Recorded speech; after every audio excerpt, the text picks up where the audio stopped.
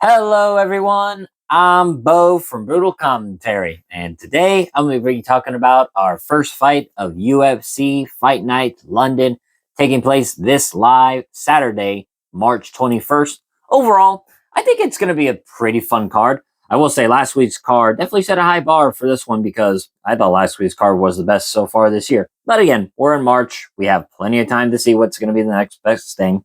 Or, sorry, I guess next best card would be a better term. But overall, I usually get excited for these cards, whether it's London, Paris, doesn't really matter to me. These European cards usually are gems during the year. And, this one, it had some great fights. The main event, obviously, though, is the big talking point. Undefeated versus undefeated, number one versus number three. We have Mozart Evloev taking on Lerone Murphy. I mean, either one of these guys should have fought Alexander Volkanovski for the title, not Lopez in rematch. But we're getting this fight now, and I'm not complaining. I mean, either one of them has a claim to the title. And again, either one should have fought for the title, either Evloev or Murphy. I don't care either way. And now that they're fighting each other, we at least are going to get a definition. Obviously, until they make, Volk versus Lopez 3. I mean, obviously. But still, great fight. I'm excited for it. Maybe not a banger, but in terms of like the technique and problem solving of both guys, I'm very intrigued. And then overall in the card, there's some fun matchups, bit head scratchers, right? Like MVP versus Sam Patterson's a bit of a weird one. Luke Riley on the co-main event, bit weird placement, but I get it. But his fight with Michael Aswell should be fun. Then some other ones. This one, when I get to this fight, I'm excited to talk about it. That Mason Jones Alex Sola fight is honestly my stick for possibly fight of the night, just because I think both are highly skilled and highly talented. But you also got like Christian Leroy Duncan versus Roman Dolidze should be fun. Nathaniel Wood versus Luis Guetta. Mario Pinto's on the card. There's some good talent here. Some prospects making their debut from Contender Series. Well, European prospects to be more precise. Overall, should be a fun night. With that out of the way, let's get to our first fight. First fight on the card, we have Melissa Mullins taking on Luana Carolina.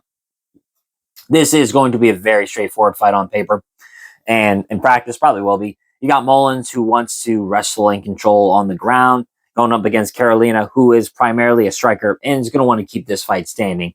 So the entire fight likely comes down to who can impose their game. Now, looking at our two fighters, for Carolina, she's currently 11-5 as a pro, currently 3-2 in her last 5 fights. She had lost a close decision to Joanna Wood, who was kind of on her last legs, but since then got a nice 3-fight win streak, beating Ivana Petrovic, the TKO Julia Soliarenko, and then her most recent win was against Luis Peldova. But since that win, Carolina is now coming off a loss last September to the debuting Michelle Montague. I don't really think that's such a bad loss because Michelle Montague's pretty good, right? Good grappler, trains with Kayla Harrison. Not a terrible loss for Carolina. And she had moments in that fight. Now, for Melissa Mullins, she's currently 7-2 as a pro, 3-2 in her last 5 as well. She was on a good win streak getting into the UFC, and then she won her debut against Irina Alekseeva, then lost her first pro fight to Nora Konhole, who just bullied her body in the clinch, best way to put it. Got a good win back against Claudia Saigula, and then most recently lost decision to Daria Zelensiakova last June. So, again, very straightforward matchup here. And looking at our two fighters, starting with Mullins, she is definitely going to be the more natural bantamweight in this matchup. Carolina is the flyweight who moved up the division. It's weird, right? She was on a 3-fight win streak and I believe ranked at flyweight, but she decided to move up to bantamweight and looks like she's staying there. So what's that say for me? Physically, Mullins should have the strength advantage, especially in the clinch and grappling exchanges. And Mullins' path to victory is very clear. She wants to close distance. She wants to get her hands on Carolina and bring the fight to the ground where she can use top pressure. And when she gets on top, she's pretty effective. She's got good ground and pound. She's got good positional control and can go for submissions. There's just one problem. Her entries. Mullins, she tends to move in a straight line and doesn't always set up her takedowns well. And that often means she's going to eat shots on the way in before she can even get her hands around her opposition. And against a striker like Carolina, that can be dangerous.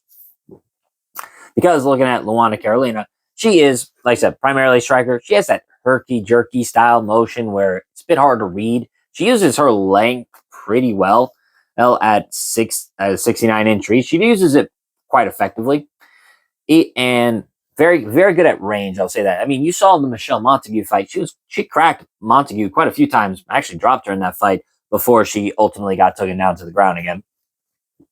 So at least shows to me that Carolina has, I think, maybe a bit more pop in this weight class. But a lot of her game is built around distance striking, volume, and cumulative damage over time. And even though she's moving up from flyweight, she's already shown she can compete at bantamweight physically. Interesting. And while she's definitely not going to be the strongest fighter in grappling exchanges, she's not completely outmatched, I don't think. Yes, I know. Michelle Montague ragdolled her, but I don't think Melissa Mullins is of that level or that technique and has better takedowns. And has worse takedowns than Montague. So the key for Carolina is, keep this fight standing. If she can maintain distance and force Mullins to chase her, she'll have plenty of opportunities to land clean shots. And given Mullins' tendency to walk forward without much setup, those opportunities should be there. So just looking at this match stylistically, the fight really comes down to entries versus distance. Mullins needs to close the distance to initiate grappling, while Carolina needs to keep space and punish those entries. The problem for Mullins is that her path to victory requires her to walk through danger. And we've seen how, Nora Quinhole punished her for that. And that's the biggest thing, right? And if Mullins is consistently taking damage to attempt takedowns, it could add up quickly over 3 rounds. And even if Mullins gets some takedowns, she may have absorbed a lot of punishment to get there. After all, like I said, if, obviously it depends on the judges, but this is at the end of the day a damage trump all score system. And while Mullins can get some control time, if Carolina is busting her up for a majority of the round and then she finally gets a takedown in last minute, I don't think that's going to win her the round, nor should it. So for my final assessment, Mullins likely has success if she can secure takedowns and control the fight on the ground. But the process to get there is where the issues lie. Because Carolina's striking, her reach, and ability to punish forward pressure makes this a difficult matchup for Mullins' style. Again, Michelle Montague, here's the difference. Montague had overall, I think, better entries with her takedowns. And even then, she got hurt badly by Carolina and still busted up. And I think this is going to happen again to Mullins. But difference is, she's not going to have the same level of success. So, for my official prediction, I'm going to go with Luana Carolina in this matchup, and I'm going to pick her via decision. I think Mullins is tough, and I don't think Carolina necessarily has the power to finish her. Although she did, I could see it with body shots, possibly.